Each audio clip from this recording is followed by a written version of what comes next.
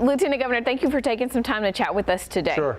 You know, how would you describe this regular session?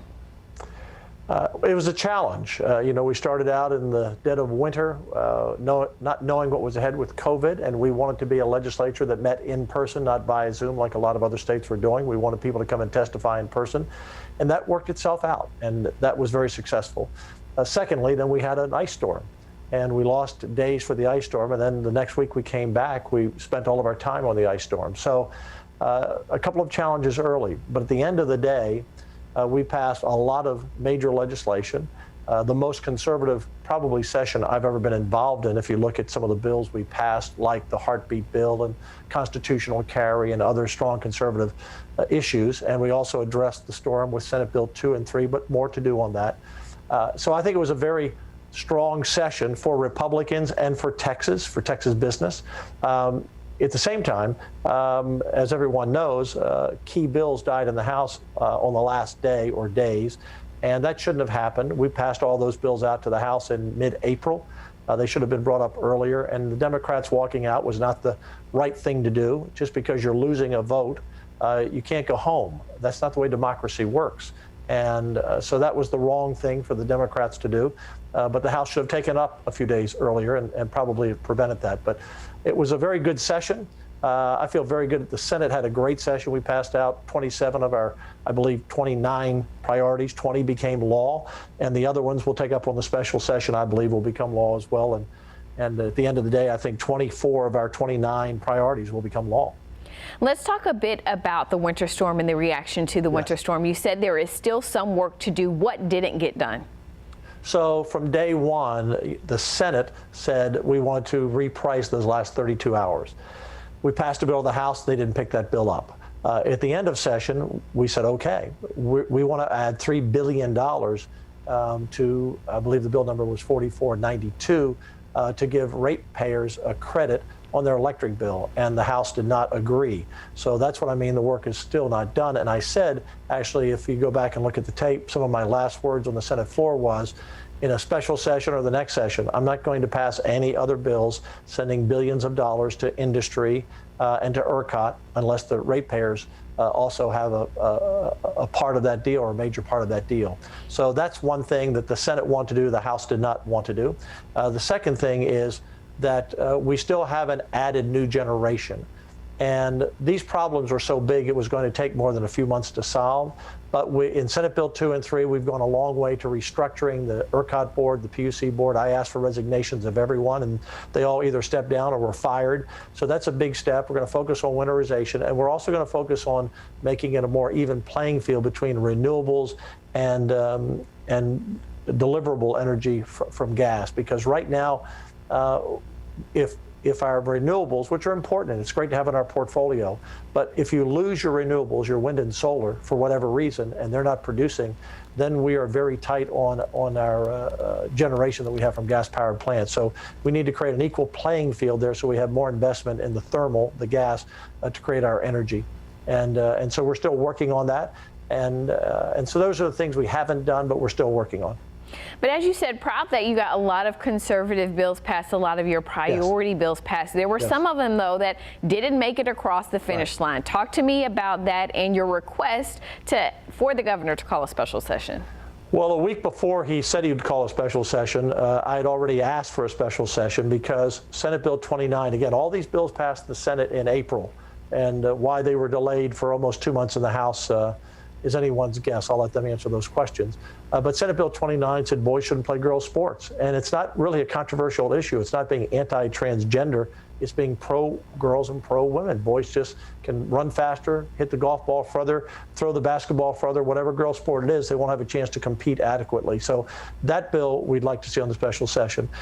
Senate Bill 12, which stops big tech from censoring speech, liberal speech, conservative speech, independent speech, doesn't matter. We can't have big tech, just cutting off people for some algorithm that they can't even explain. And so that was Senate Bill 12. That did not pass. We want that on the special session. Senate Bill 10, stop taxpayer-funded lobbying. That's supported by over 80% of Democrats and 90% of Republicans. They don't want cities and counties to be paying hired gun lobbyists in Austin to fight against their own tax dollars.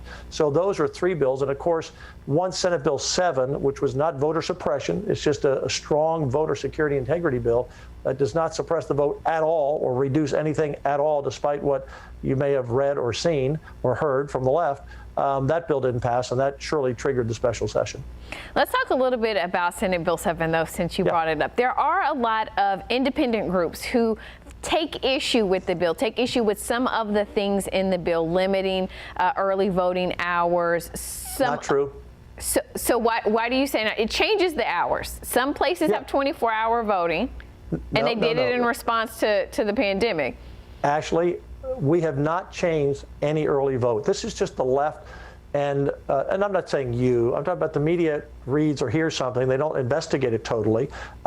We had 2 weeks of early vote. We still have 2 weeks of early voting. In fact, we've expanded the hours if they want, instead of closing at 7 p.m. to 9 p.m. You haven't heard that anywhere. We have not changed early voting. We added a week just because of the storm last year. We added 1 week so more social distancing could take place. But that was for a temporary disaster. So we had 2 weeks before COVID, we have 2 weeks now. In fact, there are many states that don't have any early voting. So we have not, I want to say this very clearly, we have not rolled back early voting. It's still 2 weeks. In Harris County, Ashley, they on their own decided to have 24-hour voting and drive-in voting. That was against the law. It's not, you can't do that. And no other county of our 254 counties did it. And so we just put it a little stronger words here that no one county can go off and write their own rules.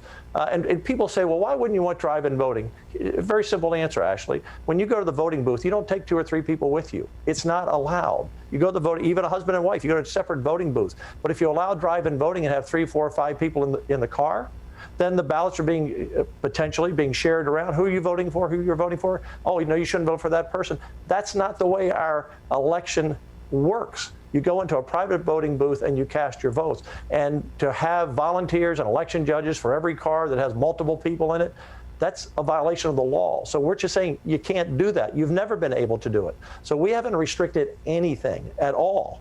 What we said is, if you're going to have a mail-in ballot, it needs to be sent to someone over 65 who has a disability, which is the law. You just can't send it to anyone because people move so often. If you send it out to everyone, which Harris County wanted to do, and we stopped, then you have it going to addresses where people don't even live. So we just want to tighten it down to be sure there is no opportunity for any kind of fraud. And the voters are, you know, if you look at the polling, Ashley, the voters support securing our mail-in voting. They know that can be a real opportunity for people to commit fraud. They support photo voter ID at the polls. They support all paper ballot that's in this bill. So everything you've heard from the Democrats or independents who say they're not on the left, it's just been wrong and untrue. So why do you feel there is such strong pushback then against this bill? There isn't strong pushback against the bill. Well, from Democrats, from corporate organizations. By the Democrats, that's it. And American Airlines, who, by the way, American Airlines came out and called our office, Ashley, and said, we're coming out against the bill. We said, have you read it? And they said, no. So you came out against the bill. Why? Just because it seemed like the popular thing to do, apparently, for them?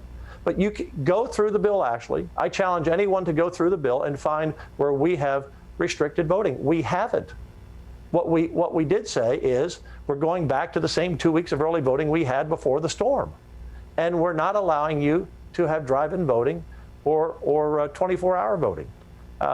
We never had that before. It's against the law. It's never been in the law. Just because one county says, oh, we're going to do it on our own, doesn't mean we're restricting them. They can't do it. So if the law is going to be changed on that, the law can be changed, but there's no support. I gave you the reason on the drive-in voting, because you're supposed to vote in private, not with multiple people in the. What if Harris County next time says, we want you to take your whole family to the voting booth with you, and you all couldn't vote at the same time? It's not the law. So they've confused with how they broke the law with us repealing it. No, they just broke the law and we're stopping it. Do you anticipate that the election reform bill that we're going to see during the special session is going to be exactly Senate Bill 7 as it was presented to the Senate in the final days of session? It will probably be a little different because the House came up with a few good ideas. Now, they came up with a few things that we didn't like. So our bill that we send over will be, if not exactly, it'll be very, very close to the bill we passed. And the changes will be some of the good things the House put on. They had some good ideas that they added to the bill. We're going to pass. Look, we believe in Senate Bill 7. It has nothing to do with suppressing the vote. I'm so tired of people, not tired of being asked about it, but tired of people saying it, but they can't point to anything. They can't point to anything. Oh, you've restricted early voting. No, we haven't. It's been 2 weeks forever. It's still 2 weeks. Joe Biden criticizes our bill. In his state of Delaware, they don't have any early voting. We have 2 weeks of early voting. We've always had it. We're going to continue to have it. And again, if the districts want to do it, we'll keep the polls open until 9 p.m. You know, there was a poll done by the Texas Association of Business, Ashley. 95% of the people in Texas believe it's easy to vote in Texas, and it is. 2 weeks of early voting, mail-in for anyone 65 plus and with a disability. We make it easy to vote in Texas. And here's something, Ashley, I challenge you to include this in your interview because I keep telling the media this. It never gets reported, and people don't know this. I was one of the authors of Photo Voter ID in 2011. And I heard the same thing, Ashley. The Democrats said, oh, this is going to suppress the vote. People can't get an ID. This isn't fair. They shouldn't have an ID. Since 2011, we have increased voting in Texas more than any other state in the country by over 40%. Our gubernatorial turnout is up over 76%. And back in 2011, about 58% of registered voters voted. Today, it's near 68%. We have some of the most robust voting in the country in the state of Texas. There is no voter suppression. We hear about this every time from the left because they don't want anything at all to try to have election security integrity. And that's all this bill's about. You know, I want to ask you what you make of the governor's comments after Senate Bill 7 did not pass because of the Democrats breaking quorum. Him saying that he was going to veto Article 10, that's the part of the budget that funds the legislature. What do you make of that move by the governor? You know, that's his call. He believes, and we've heard rumors, I don't want to say he believes, I can't speak for what's in his mind. But there have been rumors that the Democrats have said, we're just not coming back, period. In fact, I'll tell you this, Ashley, the night they walked out, I received a call from someone speaking on behalf of Democrats, surprising they would call me, wondering if they could be arrested and brought back from an Indian reservation. Apparently, they were thinking of going to one of the Indian reservations and thinking we couldn't bring them back. Because under the law, Ashley, if you break quorum, that means you leave. You have to have 2/3. People say, what's a quorum? You have to have 2/3. You need 100 members of the 150 in the House to be able to vote on a bill and 21 out of 31 senators in the Senate to vote on a bill. So if you don't have 2/3, you can't move forward on anything. And so when they broke quorum, under the law, the Speaker could have locked the doors and locked them in. He can send state troopers out to arrest them and bring them back. We can't have anarchy in our governing. And you recall, a long time ago, long before you were in the business, long before I was in office, the Democrats, it took off for about a month or so. Someone went to New Mexico, some went to Oklahoma. But so the governor is concerned, rightfully so, that the Democrats won't come back and we can't move forward. So he said, okay, you don't want to come back. At the end of August, when our fiscal year ends, all salaries for all legislative staff, that's hundreds and hundreds and hundreds of people that work in the legislature, won't be paid. Now, it doesn't impact the members. They all make $600 a month. I make $600 a month, okay, as lieutenant governor, even though I work, you know, a full-time job, 40 and 50 and 60-hour weeks. It's not about the money for the legislators. It's about their staffs. And so are the Democrats going to stay out and see all of their staffs furloughed? So that's an enticement to get them back. Otherwise, they just may not come back. And think about having to send state troopers out to round up, I think there are 67 Democrats, to round them up wherever they may be. I mean, this is not the way to run a government. The Democrats should not have walked out. The House should have taken these bills up days before they did to prevent this from the opportunity of happening. But if the Democrats don't come back, they're just undermining our government. We have to be able to operate. And so that's why I did it. There's an enticement for them to come back. If you don't come back, you're going to lose all your staff. I want to ask you a little bit about permitless carry. You know, this is a bill that the House, some members of the House have been trying to pass for quite some time now. And the Senate. I was going to say that there was this initial, reporting that there wasn't that support within the Senate and that, frankly, some Republican senators did not want to have to vote on this bill. What changed? I probably did my best work ever is what changed. We have 18 Republicans in the Senate, 13 Democrats. I needed all 18 to bring a bill to the floor, all 18 to be on board. When the House bill came over, I didn't have those votes. And I was honest and said it, we don't have the votes. And for the next 2 weeks, I worked with Gun Owners of America, the NRA, and law enforcement, and we crafted a model for the country now. And we passed a bill, and I got all 18 members on board. In fact, we passed that bill faster than almost any bill, I think maybe of any bill, House bill we passed this session. I think in 16 or 17 days, we turned that around. And I worked real hard to bring everyone together to come on board with the bill. And the House agreed to our amendments. And I congratulate House Member Schaefer, who passed that bill, 1927, over to us, and Senator Swartner on our side, who passed out of the Senate. So we did great work. It's not unusual for a bill to go to the House. It doesn't have enough votes from the Senate, or a bill to come over from the House. Everyone wanted to make a lot about it on all sides. I was very honest up front. We didn't have the votes when it came over, and 2 weeks later we had the votes because we put together a really good bill that law enforcement and the NRA supports. That's a model for the country. Well, you had a lot of, police chiefs from all across the state, a lot of police associations who opposed it. So what in it changed, do you think, to win over those senators? Well, a couple of things changed. And I think this was inadvertent by the House, but there was an amendment. They allowed people who were intoxicated to carry. So we obviously had an amendment to take care of that, okay? That was a simple one. Secondly, law enforcement said, because we've opened up now Class A and Class B nonviolent offenders to be able to carry. And police said, hey, look, we don't want these 4 categories to be able to carry. And those were people convicted of a terroristic threat, convicted of disorderly conduct with a firearm, convicted of assault with bodily injury, and convicted of deadly conduct. So when we put those 4 items in that you could not carry, that brought on a lot of their support. And the other thing that we did is the NRA, Gun Owners of America, we all agree we don't want felons to be able to carry. They can't carry now under the law. Today, if a felon carries, a gang member who's been convicted of some felony, it's 2 to 10. We've upped that 5 to 20 years, hoping to stop felons from carrying guns and taking guns and gang members and criminals, hardened criminals, off the street who do. So those were the basic 4 things we did, and some other small things. But the House, they agreed with all the amendments, and there was a lot of misinformation put out by lots of people for lots of reasons. The Sheriff's Association supports the bill. Now, a lot of big city police chiefs don't. There are also city police chiefs hired by Democrat mayors who tend to be not big Second Amendment folks. So that's why some of the cities are against it, but a lot of law enforcement supports it. Every session, it seems as though there are some bills passed. I have time for one more question. Oh, for one more question. Okay, so then I will ask you this. As we're preparing to come back then for 2 sessions, yes. 2 special sessions, excuse me, what do you think we can expect, and what do you want to see accomplished? Well, we have to pass Senate Bill 7, or whatever the number will be this session, but we have to pass a strong election security bill. By the way, most people support almost everything in that bill. For example, Democrats and Republicans, independent, want a paper backup trail. They don't want their election officials to pass out ballots to, send them out to everyone's house because they know so many people move and they'll be going to people who don't live there, and that's open for people to be voting twice or voting fraud. They support our election machines not being connected to the internet. We want to prevent hacking. So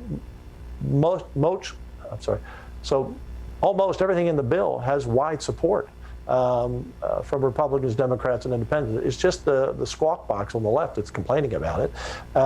We'll come back and hopefully we will put Senate Bill 29 that passed so boys can't play girls sports. Not anti-transgender. It's pro-girls, pro-women scholarships, so they're not taken by men. And their titles and their championships, which we're seeing more and more over the country. Boys are winning them. Senate Bill 12, I hope, is on the special. That protects free speech, whether it's liberal speech or conservative speech on the internet. We shouldn't have Facebook and Twitter telling us, you can't have hate speech and obvious, but you can't have Facebook and Twitter, I don't like that opinion or that opinion, just knocking people off, whether they're on the right or the left. And then taxpayer-funded lobbying, Senate Bill 10 that we passed. All bills the Senate passed in April, died in the House. I hope the governor puts back on the call. And some other bills. Do you think that because those bills didn't pass, there was a little more tension between the House and Senate than normal? No. It's we're more conservative in the Senate. We just are, and the Speaker gets elected by the members, And the Speaker got elected with 15 or 20 Democrats. So maybe some of the Democrats didn't want those bills to come up. I don't know. I don't know why those bills didn't pass. They had widespread support by Republicans and three of those bills I mentioned, Ashley, the protecting free speech on the internet is supported Republicans, Democrats, and Independents. Even boys not playing girls sports is supported by like 68% of Independents, and Democrats is 50-50. I mean, families just know they don't want a boy competing against their daughter. It's just crazy that we're even having to talk about it and pass a bill on it. So these aren't partisan issues that didn't pass. And the same thing on taxpayer-funded lobbying. 80%, I believe the number was 80% or close to 80% of Democrats don't want local cities and counties hiring hired gun lobbyists with taxpayer money to fight against the taxpayers. These are simple things. And why the House didn't pass them, they have to answer that question. I can't answer for you, but they didn't come to the floor for a vote, and you have to ask the Speaker about that. We passed them over in April. He had plenty of time. Lieutenant I got to Governor, wrap it up, Ashley. we thank you so much for taking some time to chat with us today. Always a pleasure.